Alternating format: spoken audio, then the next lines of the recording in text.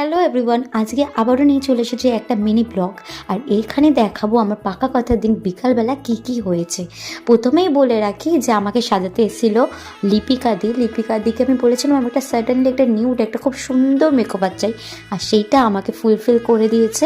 আমার এটা একটা ড্রিমস লুক ছিল, সেটা আমার সত্যি ফুলফিল হয়েছে।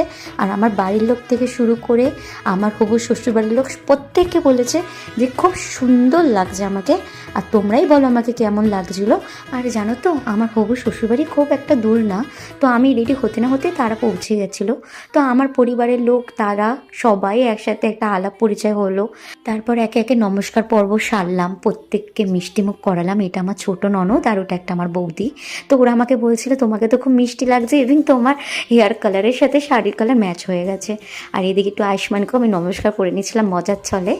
তো ওই দিনে ড্রেস কোড আমরা দুজনেই একই ম্যাচ করে করেছিলাম। আমরা সাধারণত খুব একটা ম্যাচ করে ড্রেস পরি না, তো সেদিন পরেছিলাম। আর এটা আমার ছোট বোন, একটা এখন নতুন ট্রেন্ডি বেরিয়েছে না, পাকা কথা দিন হাতে একটা ছাপ দেয় কাগজের মধ্যে, তো সেটা আমরাও করেছিলাম।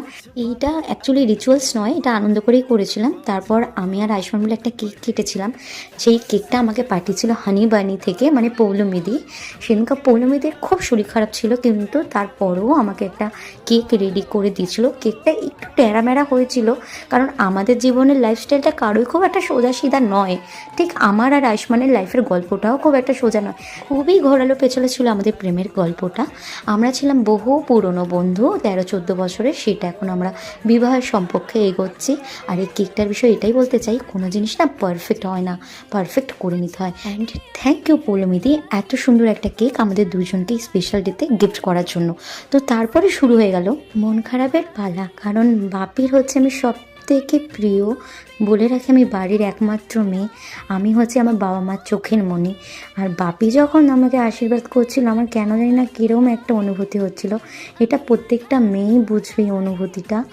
তো যাই হোক, চলো আমি ইমোশন হয়ে যাচ্ছি, বাকি ভিডিও আবার পরে তোমাদের সাথে শেয়ার করব। আর আমার ভিডিও কেমন লাগলো অবশ্যই কিন্তু জানাবে। টাটা।